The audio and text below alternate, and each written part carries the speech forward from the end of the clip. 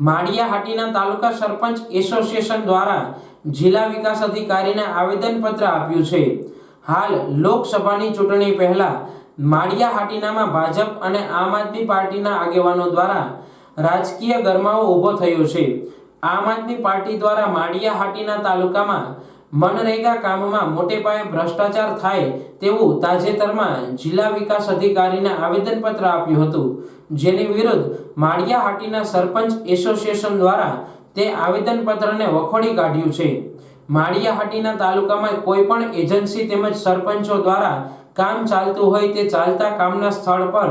આમ આદમી પાર્ટીના આગેવાન દ્વારા ભ્રષ્ટાચારના ખોટા આરોપો જાહેરમાં લગાવી પ્રજાને ખોટી રીતે ભરમાવી અરાજકતા ફેલાવવામાં આવે છે। મારું નામ ભૈલુભાઈ મનસુખભાઈ સોલંકી, સરપંચ શ્રી અમરાપુર। આજરોજ અમે માળિયા એસોસિએશન અમારા બધા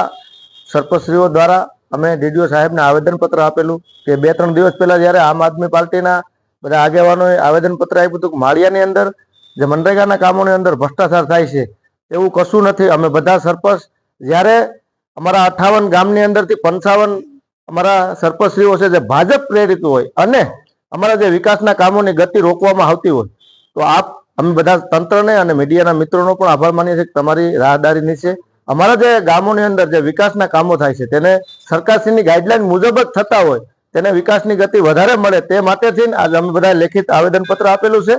કે એવું કાંઈ ભ્રષ્ટાચાર માળિયા તાલુકાની અંદર છે નહીં। અને આજે વાહિયાત વાતું છે કે જ્યારે ચૂંટણી નજીક આવી રહી હોય અને ભાજપ પ્રેરિત સરપંચો હોય તે માટેથી આ કૃત્ય કરવામાં આવતું હોય તો આવા કોઈ પણ કૃત્યને સ્વીકારી લેવામાં નહીં આવે અને અમારા જે વિકાસના કામો છે તેમાં સરકારશ્રીની ગાઈડલાઈન મુજબ જ થઈ રહ્યા છે। એજન્સી તેમજ સરપંચ શ્રીઓ પાસે ખાનગી રીતે હપ્તાની માંગણી કરવામાં આવે છે,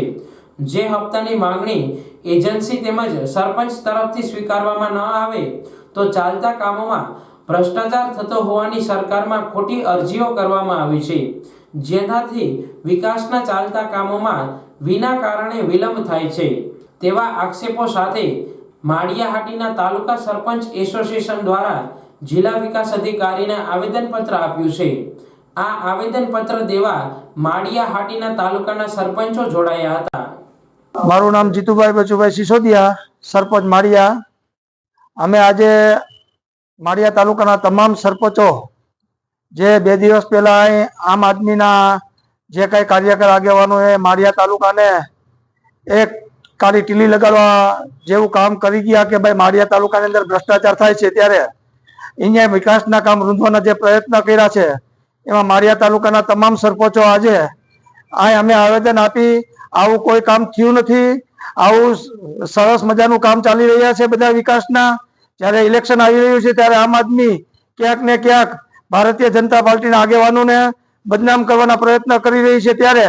આજે અમે આના જે આમ આદમીએ જે આવેદન આપ્યું એને અમે વખોડી કાઢીએ છીએ સરપંચ એસોસિએશન,